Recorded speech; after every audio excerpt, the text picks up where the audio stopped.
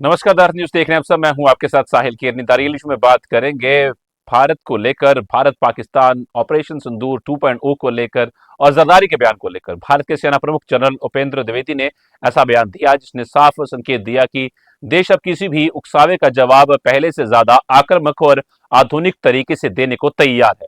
पुणे की national defence academy की 150वीं passing out parade में आर्मी चीफ ने कहा कि ऑपरेशन सिंदूर अभी खत्म नहीं हुआ है, फिलहाल केवल संघर्ष विराम जैसी स्थिति है और जरूरत पड़ी तो भारत ऑपरेशन सिंदूर 2.0 के लिए पूरी तरह तैयार है। जनरल द्विवेदी ने साफ कहा कि भारत ने दुनिया के सामने एक नया बेंचमार्क सेट किया है कि उकसावे का जवाब कैसे दिया जाता है।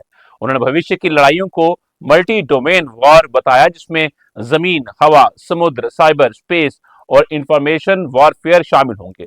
सेना प्रमुख ने एआई, ड्रोन टेक्नोलॉजी और थिएटर कमांड सिस्टम पर भी बड़ा संकेत दिया। एनडीए की इस ऐतिहासिक परेड में 355 कैडेट्स पास आउट हुए, जिनमें महिला कैडेट्स और मित्र देशों के युवा अफसर भी शामिल रहे।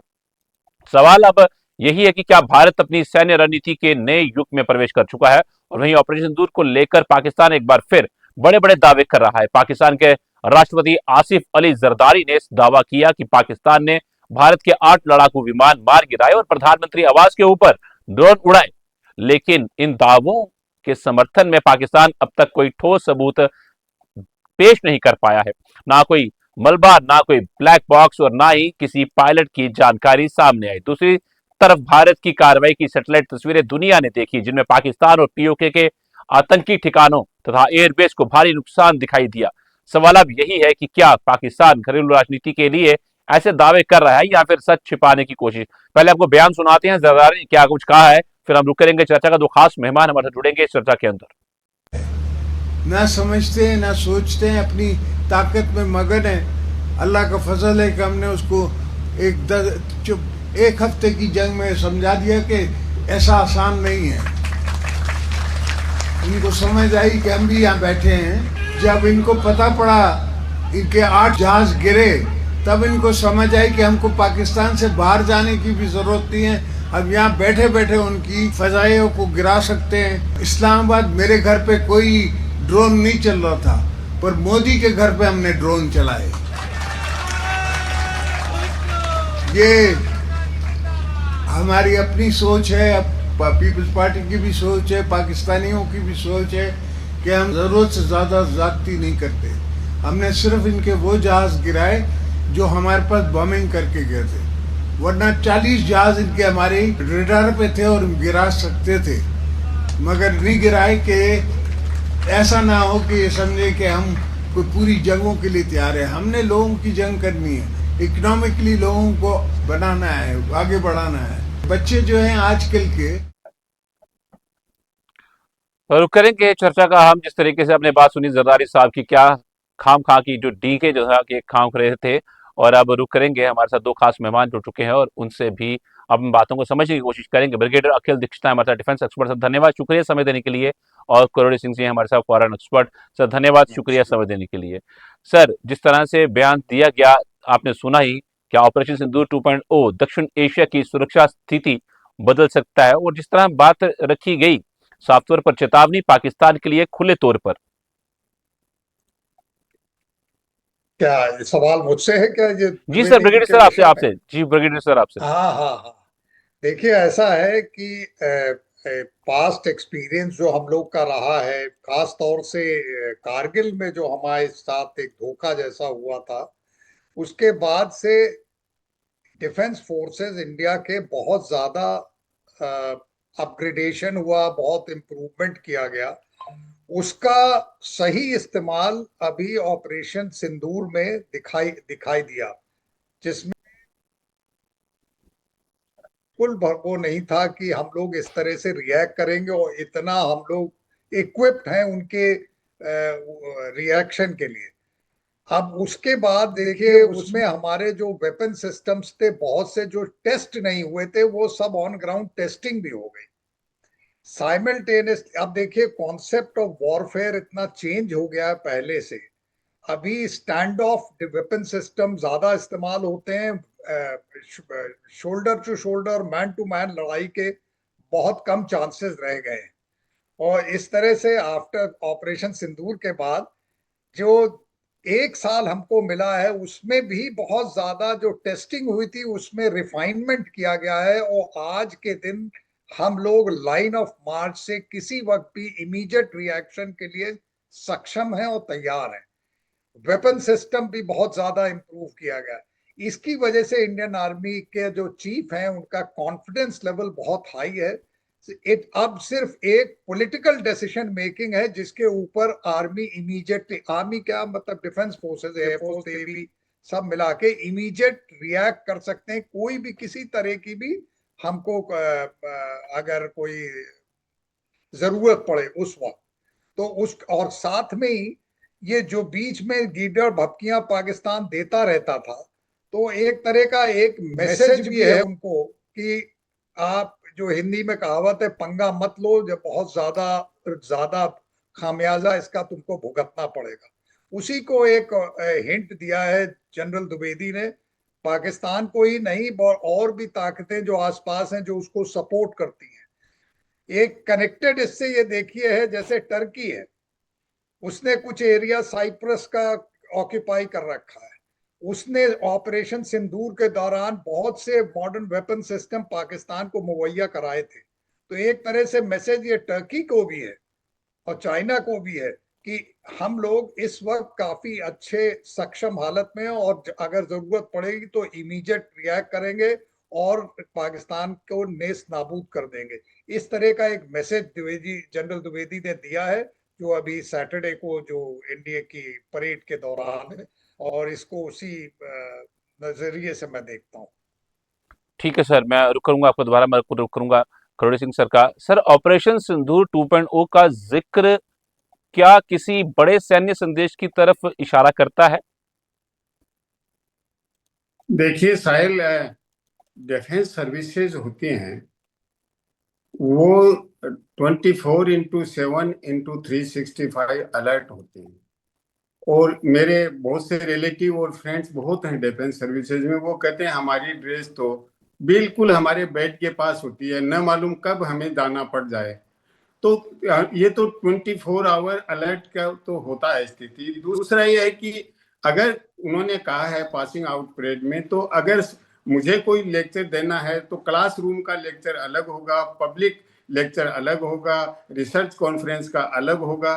तो उन्होंने जिस तरह का पासिंग आउट में दिया है, वो जो यंग आ रहे हैं डिफेंस सर्विसेज ज्वाइन कर रहे हैं उनको एनकरेज करने के लिए, मोटिवेट करने के लिए दिया है। ऐसा नहीं है कि भारत कोई वार मोंगर है या वार करना चाहता है, इस तरह का कुछ नहीं है। और उन्होंने अपना डिफेंस, हमारे यहाँ डिफेंस का जो स्ट्रक्चर है, कितने हम अलर्ट हैं, क्या कर रहे हैं, हमारी जो प्रिपेयर्डनेस है उसके बारे में कहा है। डेफिनेटली दूसरे पाकिस्तान प्रोवोक फील करेगा, और हो सकता है पाकिस्तानी ये कहें कि हाँ, वो तो प्रोवोक कर रहे हैं पाकिस्तान को सिंदूर 2.0 को नाम लेके। इस तरह का बिल्कुल नहीं है, लेकिन पासिंग आउट परेड में ऐसा ही होता है कि एनकरेज और मोटिवेशनल बातें होती हैं। वहां कोई ऐसा निराश की इस तरह की बातें नहीं होती हैं।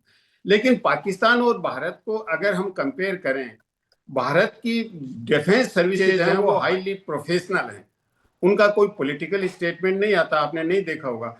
पाकिस्तान की डिफेंस फोर्सेज हैं पूरी तरह से पॉलिटिसाइज्ड हैं, और इस एक्सटेंट तक हैं, आपने देखा होगा पिछले कुछ महीनों से जहां भी पाकिस्तान का प्राइम मिनिस्टर जाता है, परछाई की तरह उनके साथ फील्ड मार्शल होते हैं। और अभी ट्रंप साहब ने जब ये कहा कि अब्राहम अकॉर्ड पे सिग्नेचर करते हैं, उन्होंने सब जो अरब देश हैं उनके पॉलिटिकल लीडर्स का नाम लिया, पाकिस्तान में फील्ड मार्शल मुनीर का नाम लिया, प्राइम मिनिस्टर का नहीं लिया। इसका अर्थ यह है कि पाकिस्तान में मिलिट्री है वो हाईली पॉलिटिसाइज्ड है, और अमेरिका इसीलिए मिलिट्री से ही डील करना चाहता है। जब जो इमरान खान साहब थे उनको लेके जो प्रॉब्लम हुई वहां, उसको हटाने के लिए मिलिट्री का ही यूज किया पाकिस्तान ने, क्योंकि इमरान खान अमेरिका से हटने की कोशिश कर रहा था। तो पाकिस्तान की जो डिफेंस सर्विसेज हैं उनमें अमेरिका जो चाहता है, क्योंकि शुरू से पाकिस्तान क्लाइंट स्टेट रहा, फिर पाकिस्तान की सेना को यूएसएसआर के अगेंस्ट में अमेरिका ने यूज किया, फिर जी तालिबान को बढ़ाने के लिए पूरी तरह मिलिट्री को यूज किया। तो सिविलियन गवर्नमेंट पाकिस्तान में कोई ज्यादा मीनिंग नहीं रखती है, और इसीलिए पाकिस्तान में बनने के बाद में आधी बार सेना का शासन रहा है। तो पाकिस्तान की स्थिति अलग है, हमारी स्थिति अलग है।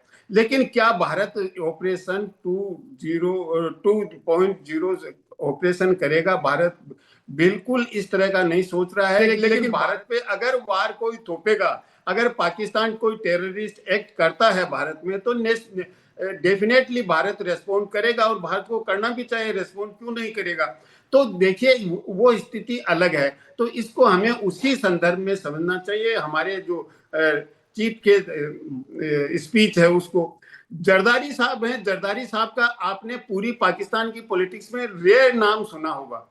कभी उनको न तो अभी जो मीडिएशन कर रहे हैं कहीं नाम है उनका, पहले कहीं भी जो फॉरेन लीडर्स आते हैं और वो कहीं नाम नहीं लेते हैं। तो उनके कहने का मुझे लगता है कि कोई सिग्निफिकेंस नहीं है, वो क्या कह रहे हैं क्या नहीं कह रहे हैं, क्योंकि उनके पास पावर नहीं है। पावर तो मेनली तो मिलिट्री के पास है, बाकी जो डेमोक्रेटिकली इलेक्टेड लीडर हैं जैसे शहबाज शरीफ है, शहबाज शरीफ से भी ज्यादा मैं मानता हूँ डिप्टी प्राइम मिनिस्टर हैं, फॉरेन मिनिस्टर, वो ज्यादा एक्टिव हैं पॉलिटिकली पाकिस्तान में। सो पाकिस्तान का स्ट्रक्चर, हमारा स्ट्रक्चर अलग है पॉलिटिक्स का। जहां तक कमांड स्ट्रक्चर की बात की, ये बड़ी इंटरेस्टिंग बात हमारे चीफ ने की है। देखिए उन्होंने कहा है कि मल्टी डोमेन कमांड स्ट्रक्चर तो है, लेकिन हमारा एक चीज, मुझे अभी भी हम एक चीज से दूर हैं कि जो 5 कमांड स्ट्रक्चर की बात होती है, साइबर कमांड और स्पेस कमांड, वो अलग नहीं है। जो ऑलरेडी 3 कमांड का स्ट्रक्चर है, उसी में ही इंटीग्रेटेड थिएटर कमांड की बात हम कर रहे हैं। तो उनके साथ फ्यूजन बना के हम चल रहे हैं अभी तक, क्योंकि आज की स्थिति में साइबर और स्पेस है वो बहुत इंपॉर्टेंट हो गए हैं, पाकिस्तान के साथ नहीं, इन जनरल हो गए हैं। तो मुझे लगता है भविष्य में भारत निश्चित रूप से 5 कमांड स्ट्रक्चर या जिस तरह से रीऑर्गेनाइज करें, उधर हो सकता है कि भारत उस दिशा जी में भी सोचने लग जाए। जी साहिब। बिल्कुल सर। मैं रुक करूंगा, दोबारा मैं रुक करूंगा ब्रिगेडियर सर का। अच्छा सर, भारतीय सेना की नई ड्रोन रणनीति जो है वो जमीन पर कितनी प्रभावी साबित हो सकती है आने वाले समय के अंदर? क्या एआई आधारित जो युद्ध प्रणाली है वो भविष्य में सैनिकों की भूमिका किस तरीके से बदल सकती है? देखिए, इससे पहले कि हम ड्रोन पे जाए, मैं एक वो स्टेटमेंट देना चाहता हूँ। जैसा कि ये और दूसरे प्रवक्ता बोल रहे थे, कोई भी पब्लिक एड्रेस, चाहे प्राइम मिनिस्टर का हो, चाहे किसी भी चीफ का, air chief, naval chief, army chief, ये एक जो पासिंग आउट हो या कोई भी ऐसा पब्लिक प्लेटफॉर्म हो उस पे होता है। इनको भी पता होता है कि इस स्टेटमेंट का क्या, किस तरह से इंटरप्रेट किया जाएगा, कहाँ इंटरप्रेट किया जाएगा, पाकिस्तान में, चाइना में और देशों में भी। इस तो एक तरह के ये कैडेट्स को एड्रेस करते वक्त एक बड़ा क्लियर मैसेज भी है as a deterrent to our enemies, कि आप कोई कोशिश ऐसी ना करिएगा जिसकी वजह से आपको खामियाजा भुगतना पड़े। ये एक तरह का डेटरेंट का मैसेज भी होता है साथ में, because it is a public forum where press है, सब कोई होती है, और इसलिए ये इंपॉर्टेंट मैसेज होता है। सेकेंड चीज जो बता रहे थे पाकिस्तान में, देखिए पाकिस्तान में एक हाइब्रिड सिस्टम है, एक शैम डेमोक्रेसी है। कागज पे पब्लिक को और इंटरनेशनल फोरम को दिखाने के लिए एक डेमोक्रेसी है, लेकिन एक्चुअल वहां पे हमेशा से मार्शल लॉ रहा है और आगे भी रहेगा। इसीलिए देखिए, जब भी कहीं, यहाँ तक कि डोनाल्ड ट्रंप ने आसिम मुनीर को बुलाया था, उनके प्राइम मिनिस्टर को नहीं बुलाया था लंच के लिए।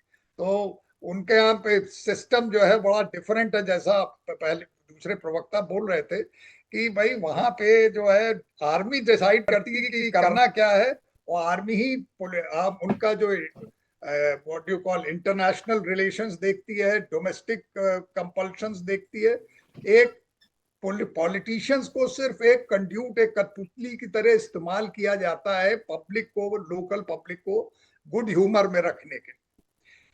अब मैं आता हूं आपके अभी के सवाल पे। देखिए, अभी जो सिस्टम इतना ज्यादा बदल गया है कि आजकल की वॉरफेयर 4-5 तरीके से चलता है। एक तो मिसाइल वॉरफेयर, मिसाइल्स बहुत, एक एरे ऑफ मिसाइल्स का इस्तेमाल होता है, एक एरे ऑफ ड्रोन्स का इस्तेमाल होता है, इंफॉर्मेशन वॉरफेयर का इस्तेमाल होता है, साइबर वॉरफेयर का इस्तेमाल होता है, जिससे नेटवर्क के थ्रू उनके सिस्टम्स को ब्लॉक करना, उनको जैम करना, वह हर तरह के चीजें इस्तेमाल होती हैं। तो आज के दिन अगर मैं डिटेल्स में ना जाऊं, फिर भी हमारे पास very large array of missiles और ड्रोन्स अवेलेबल है, जिनको साइमल्टेनियसली, कंप्यूटर का जमाना है तो साइमल्टेनियसली इनको कंट्रोल किया जा सकता है, आइडेंटिफाई कर सकते हैं फ्रेंड एंड फो, किसको हिट करना है, किसको नहीं करना चाहिए। आप प्लीज रियलाइज करिए, जब ड्रोन्स होते हैं, मल्टीपल ड्रोन्स एयर में हो, उनके हो हमारे, जिसमें कौन से ड्रोन हमारे हैं जो फ्रेंडली ड्रोन्स हैं जिनको नहीं हिट करना है, at the same time enemy के ड्रोन्स को आइडेंटिफाई के डिस्ट्रॉय करना, उसी तरह मिसाइल्स, उसी तरह जहाज। आपने सुना होगा पाकिस्तान ने जैसे बहुत ज्यादा अभी बीच में उड़ाया था कि हमने 8 जहाज और हमने 13 जहाज पाकिस्तान हिंदुस्तान के गिरा दिए। एक्चुअली तो कोई जहाज नहीं गिरा, लेकिन वो एक एक वो जो था, एक वो डेकॉय प्लेन होता है जो कि यूज किया जाता है टारगेटिंग के लिए, इन पोखरण के रेंजेस में उसको उड़ा के उसको हिट करने के लिए हमारे वेपन सिस्टम को टेस्टिंग है, उसको एक इस्तेमाल किया गया बहुत। It was a very good operation. तो आजकल के जमाने में ज्यादातर वॉरफेयर ड्रोन्स और मिसाइल से होगा, और जबकि दुश्मन का, एनिमी का एरिया पूरी तरह से नेस्त नाबूद हो जाएगा, तो उसके बाद जाके उसकी मॉपिंग अप के लिए सिर्फ इंसान, जो ह्यूमन सोल्जर्स की इस्तेमाल किया जाएगा। इस मामले में आजकल हम बहुत सक्षम हैं, जी। और बहुत तरह की मिसाइल्स हैं, बहुत तरह के ड्रोन्स हैं जिस जो कि इस्तेमाल किए जा रहे हैं। एक कामाकाजी ड्रोन्स भी हैं जो जाके टारगेट को आइडेंटिफाई करके हिट करेंगे, स्पेसिफिक में करेंगे, और रेंज इनका ये 1 मीटर तक के रेंज तक आइडेंटिफाई करके हिट कर सकते हैं। तो आगे का वॉरफेयर उसी पे डिपेंडेंट होगा। अगर डिटेल सारे ड्रोन्स के आप जानना चाहते हैं तो वो it will not be correct on my part two उसके विषय में डिटेल्स में यहाँ बताना, लेकिन ये बता सकता हूँ कि हमारे पास more than 10 varieties of drones हैं जो कि इस्तेमाल होंगे कोई भी वॉरफेयर आगे जरूरत पड़ेगी तो। ठीक है सर। और इनके रेंजेस भी जी। अलग अलग होते हैं, रेंज और इनके रोल भी अलग अलग है। कुछ है रिकॉनेसेंस के लिए, कुछ टारगेटिंग के लिए है, कुछ सर्वेलेंस के लिए, कुछ कम्युनिकेशन के लिए, हर तरह के प्रकार के। कुछ का कंट्रोल इंटरनेट से होता है, कुछ का इंफ्रारेड से होता है, कुछ की जैमिंग के, कुछ जैमिंग के लिए इस्तेमाल किए जाएंगे। कुछ पेलोड हर एक का अलग है कि कोई सिर्फ 5 किलो के, कोई 25 किलो पेलोड ले जा सकते हैं, कोई 50 किलो, 300 किलो तक के पेलोड वाले ड्रोन्स अवेलेबल हैं। ठीक है सर। करोड़ी सर, भारत की नई सैन्य रणनीति को दुनिया किस नजरिए से आज देख रही है? क्या थिएटर कमांड सिस्टम जो है वो भारतीय सेना की ताकत को कितना बढ़ा सकता है सर? देखिए, दुनिया में तो अपना अपना नजरिया होता है, जिस तरह के रिश्ते हैं उसी हिसाब से देखें, अपना अपना परसेप्शन होगा। लेकिन भारत की जो प्रिपेयर्डनेस है उसके बारे में भारत पूरी तरह अवेयर है कि बैटल फील्ड का स्ट्रक्चर चेंज हो गया है। क्योंकि बैटल फील्ड का ये नहीं है कि इस एरिया में होगा, क्योंकि जिस तरह का ड्रोन है, एयरक्राफ्ट हैं, जेट है, और इससे आगे प्रोपेगेंडा है या मिस इन्फॉर्मेशन, डिस इन्फॉर्मेशन, बहुत से डायमेंशंस हैं। और उसमें जो भारत ने अपना एयर डिफेंस सिस्टम है, वो जो $5.4 बिलियन का रशिया के साथ था, S-400 3 ऑलरेडी आ गए हैं भारत में, चौथा पोर्ट पे आ गया है और उसको भी इंस्टॉल करेंगे, और 5वां जल्दी आ जाएगा। और नया एक डील और कर रहे हैं $6.1 बिलियन का, टोटल 10 S-400 सिस्टम भारत ले रहा है। इसी तरह से रशिया के साथ हाइपर सोनिक मिसाइल्स है ब्रह्मोस, उसके लिए यहाँ जॉइंट प्रोडक्शन कर रहे हैं, मैन्युफैक्चरिंग शुरू हो गया लखनऊ में। तीसरा है कि जो असॉल्ट राइफल्स हैं उनके लिए ऑलरेडी डिफेंस में डिप्लॉय कर दी हैं। तो भारत का फोकस ये है कि आत्मनिर्भर भारत के तहत इंडिया में जॉइंट मैन्युफैक्चरिंग किया जाए। रशिया के साथ हो गया है, लेकिन भारत ये भी जानता है कि किसी एक कंट्री पे डिपेंडेंस है, उसमें कभी भी नुकसान हो सकता है। तो भारत की रणनीति ऐसी है कि दूसरे कंट्री से भी रखें, इसलिए भारत फ्रांस के नजदीक जा रहा है। दूसरा स्वीडन है, स्वीडन को बड़ा इनोवेटिव मानते हैं, और अभी जो प्रधानमंत्री गए थे तो डिफेंस को लेके वहां काफी बातचीत हुई है स्वीडन के साथ। तो भारत ये चाहता है कि जो सुपर पावर हैं, चाहे चीन हो, रशिया हो, अमेरिका हो, उनके भारत को लेके रिजर्वेशन हो सकते हैं, लेकिन छोटे छोटे देश हैं वो भी बहुत इनोवेटिव हैं और नए इन्वेंशंस कर रहे हैं डिफेंस सेक्टर में। तो भारत उनके साथ भी अपने रिश्ते बनाने में लगा हुआ है। तो भारत अपनी तरीके से जो स्ट्रेटेजी है भारत की, वो बहुत ही कैलिब्रेटेड और बहुत ही वाइज तरीके से भारत चल रहा है। अब दुनिया किस तरीके से देखती है भारत की प्रिपेयर्डनेस, लेकिन इतना दुनिया को मालूम है कि भारत की जो फोर्सेज हैं वो बहुत ही कॉम्पिटेंट हैं और one of the best forces in the world में माने जाते हैं। उसके बहुत से हिस्टोरिकल रीजंस भी हैं, और भारत में इस तरह का जो स्ट्रक्चर है ट्रेनिंग का और डिप्लॉयमेंट का, मेरे ख्याल से वो ब्रिगेडियर साहब मेरे से ज्यादा अच्छी तरह जानते हैं। मैं तो हमारे साथियों से बात करता हूं जो डिफेंस में है, उससे ही मालूम होता है। और हम देखिए, मैंने देखा है कई बार बाहर के कई मिलिट्री वालों से मैं मिला हूं, लेकिन हमारे यहाँ के जो डिफेंस सर्विसेज वाले हैं, केवल उनको डिफेंस का नॉलेज नहीं है, उनका जो इंटेलेक्चुअल डेप्थ है वो भी मार्वलस है सोसाइटी के बारे में, जिस एरिया में उनका पोस्टिंग है, या दुनिया के बारे में जो अंडरस्टैंडिंग है। मेरे ख्याल से दुनिया के दूसरे कंट्रीज में इतना नहीं होगा। तो हमारे यहाँ का जो स्ट्रक्चर है, जिस तरह की समझ है, अपार्ट फ्रॉम वेपन्स तो है ही, तो ऐसा लगता है कि दुनिया भारत की प्रिपेयर्डनेस के लिए क्या देख रही है। ये तो वो जो चाइना का पर्सपेक्टिव अलग होगा, रशिया का अलग होगा, पाकिस्तान का तो बिल्कुल ही डिफरेंट होगा।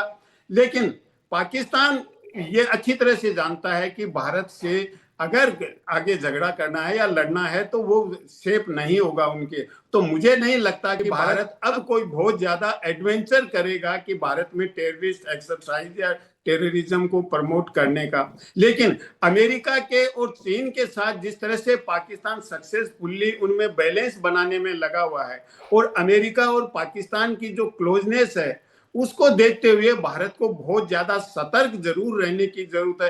भारत में अभी रूबियो आए तो ऐसा लग रहा है भारत के साथ अमेरिका अपने रिश्तों को पिछले 4-5 महीने में कुछ कोल्डनेस आ गई थी, तो रिपेयर करने का प्रयास तो यहाँ किया उन्होंने, एक समझौता भी किया रेयर अर्थ मिनरल्स का लेके। लेकिन जब पाकिस्तान के टेररिज्म के लिए हमारे विदेश मंत्री ने कहा तो रूबियो साहब उसको क्वेश्चन को टाल के ये कहा कि पाकिस्तान बहुत अच्छा है, मीडिएट कर रहा है ईरान और हमारे में, और ईरान टेररिस्ट स्टेट है, पाकिस्तान को नहीं कहा उन्होंने। तो वो उनके अपने अपने इंटरेस्ट है, उनका परसेप्शन अलग होगा। लेकिन भारत अपनी तरीके से वेल प्रिपेयर्ड है। ये ब्रिगेडियर साहब जो ग्राउंड पे है वो तो वो जानते हैं, लेकिन पॉलिटिकली और डिप्लोमेटिकली भी मुझे लगता है भारत वेल प्रिपेयर्ड है। जी साहिब। ठीक है सर। ब्रिगेडियर सर, एनडीए में विदेशी कैडेट्स की बढ़ती भागीदारी भारत की वैश्विक सैन्य छवि को कितना मजबूत कर रही है सर? देखिए, मैं खुद इंडियन मिलिट्री एकेडमी में इंस्ट्रक्टर रहा हूं और मेरे नीचे बहुत से फॉरेन स्टूडेंट्स भी रहे हैं। इसके अलावा मैं स्टाफ कॉलेज में भी, डिफेंस सर्विसेज स्टाफ कॉलेज में वेलिंगटन में भी इंस्ट्रक्टर था। वहां पे भी हमारे नीचे कई फॉरेन स्टूडेंट्स, ऑफिसर्स ट्रेनिंग कर रहे थे।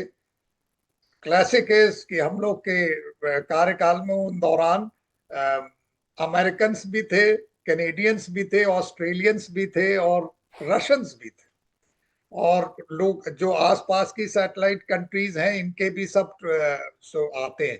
ये देखिए एक तरह का डिप्लोमेटिक एक्सरसाइज है जिसमें कि एक तो अच्छे रिश्ते बना के रखना, दूसरा, उनके जो आर्मी के जो तौर तरीके हैं, उनके जो टैक्टिकल कॉन्सेप्ट्स हैं, उनके बारे में जानकारी प्राप्त करना।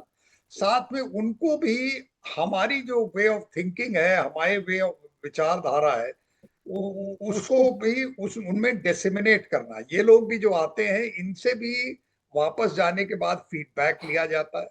मैं खुद एक स्पॉन्सर डीएस रहा हूँ एक फॉरेन स्टूडेंट का, तो हम भी रिपोर्ट लिखते हैं उसके विषय में कि भाई उसकी विचारधारा क्या है, उसकी थिंकिंग क्या है, उसकी ट्रेनिंग का लेवल क्या है।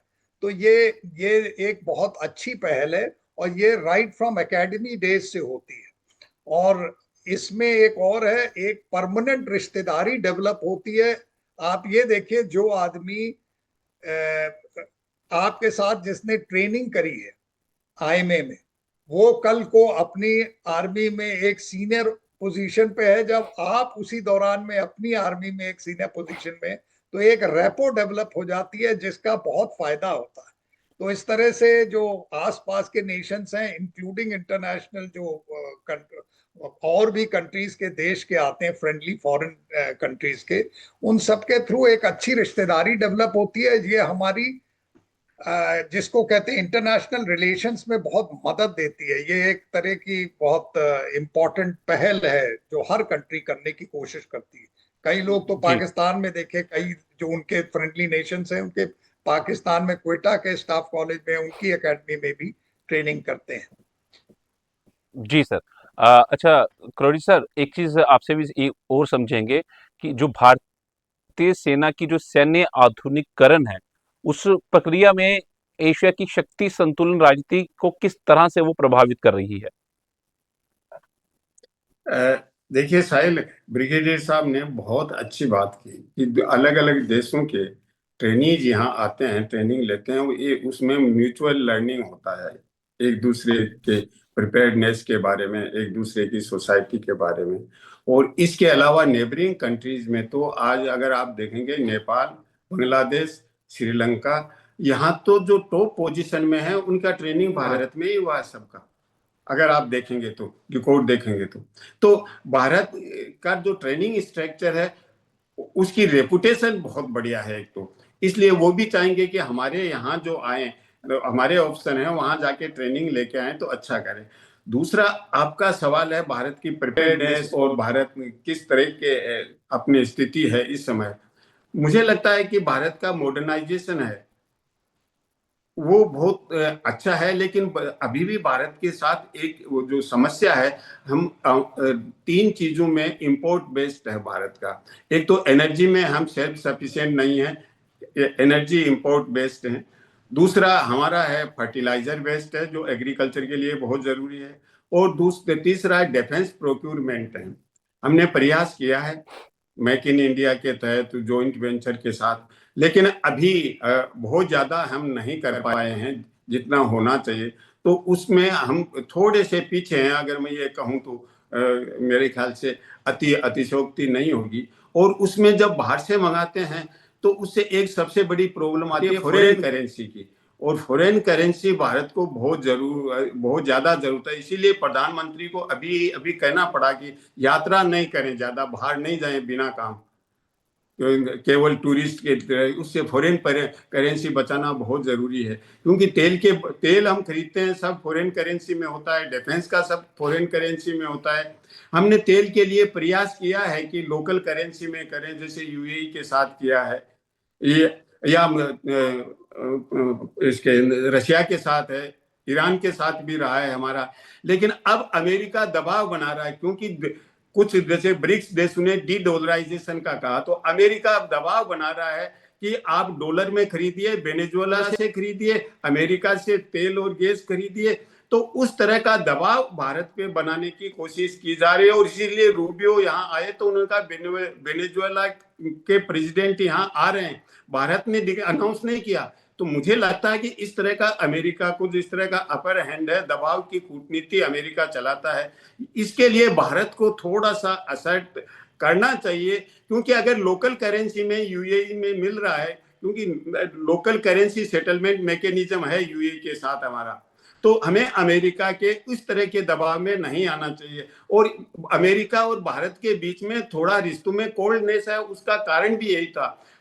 फरवरी 2005 में हमारे प्रधानमंत्री वहां गए, ज्वाइंट प्रेस कॉन्फ्रेंस हुई, और उस ज्वाइंट प्रेस कॉन्फ्रेंस में ट्रंप साहब ने ये कहा कि आपकी एनर्जी रिक्वायरमेंट है बहुत ज्यादा, आप एनर्जी हमारे से खरीदिए। लेकिन भारत में उसने ज्यादा ध्यान नहीं दिया और रशिया से अपना ऑयल लेते रहे, और इसीलिए ट्रंप साहब नाराज हो गए, रिश्तों में कोल्डनेस आ गई। तो भारत असर तो कर रहा है, लेकिन अभी भी अमेरिका अपनी दबाव की कूटनीति चला रहा है। क्यों, सुपर पावर है, डेफिनेटली चलाएगा। हम ये नहीं चाहते कि अमेरिका के साथ कोई कन्फ्रंटेशन की नीति अपनाए, लेकिन मॉडर्नाइजेशन हम बाहर के चीजें मंगा के अगर करना चाहें तो वो बहुत एक्सपेंसिव पड़ता है। इसलिए हमारा इंडिजीनियस कंपोनेंट अगर हम बढ़ाएं, वो प्रयास हो रहे हैं, लेकिन उसको अगर और ज्यादा गति करें, स्पीड अप करें, तो मेरे ख्याल से वो भारत के लिए और भारत की सुरक्षा के लिए ज्यादा अच्छा होगा। जी साहिब।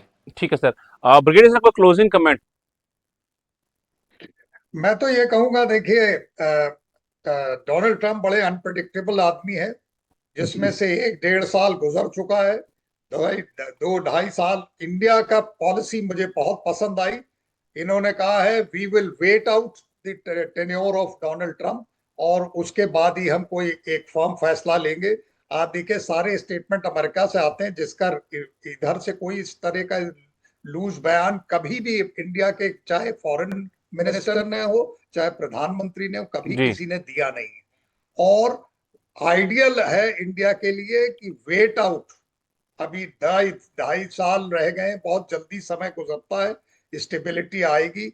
और देखिए, डोनाल्ड ट्रंप इतने अनप्रिडिक्टेबल हैं कि उनकी अनप्रिडिक्टेबिलिटी प्रिडिक्टेबल है, तो उन पे कोई इस तरह से भरोसा नहीं किया जा सकता। और इसको सीरियसली, हर स्टेटमेंट को उनका आज कुछ देते हैं, कल को कुछ देते हैं।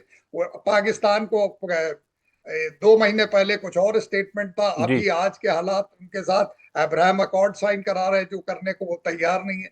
तो लॉट ऑफ कॉन्ट्रडिक्शंस इसमें। स्टेबल एक्सटर्नल अफेयर्स पॉलिसी जो हमारी है, बहुत ही स्टेबल है। और बहुत, मैं तो कहूंगा, मैं तो यहाँ आपके फोरम में कहूंगा, हमारे फॉरेन मिनिस्टर इस बहुत ही सक्षम आदमी है, बहुत ही बैलेंस्ड आदमी है, और उनके अच्छे एडवाइजर हैं हमारे प्रधानमंत्री के।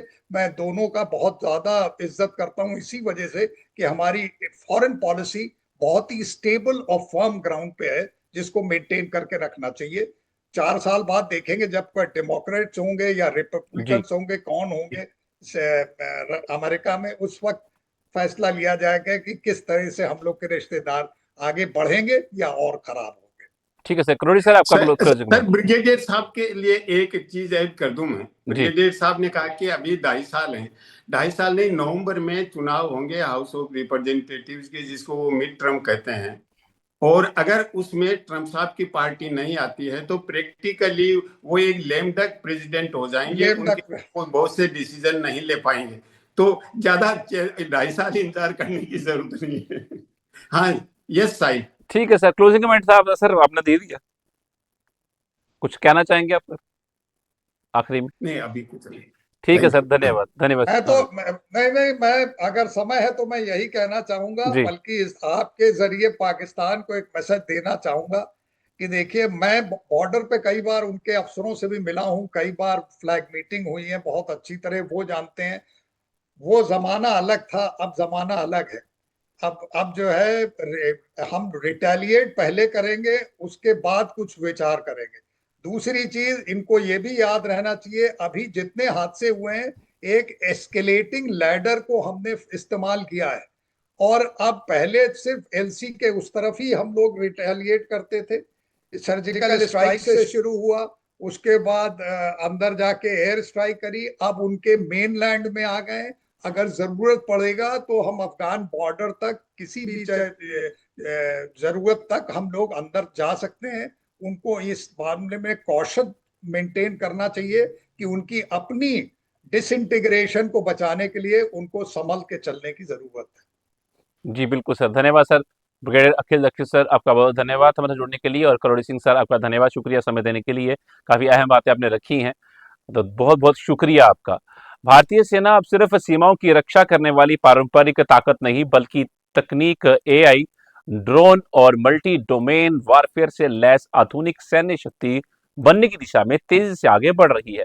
आर्मी चीफ के बयान ने साफ कर दिया है कि भारत किसी भी उकसावे का जवाब देने के लिए पूरी तरह तैयार है और ऑपरेशन सिंदूर उसका नया सैन्य मॉडल बन चुका है। एनडीए की ऐतिहासिक परेड से लेकर थिएटर कमांड और हाईटेक युद्ध रणनीति तक हर संकेत यही बता रहे हैं कि आने वाला दशक भारतीय सेना के बड़े परिवर्तन का दशक होने वाला है। रियल इशू में इतना ही। मुझे दीजिए इजाजत। नमस्कार।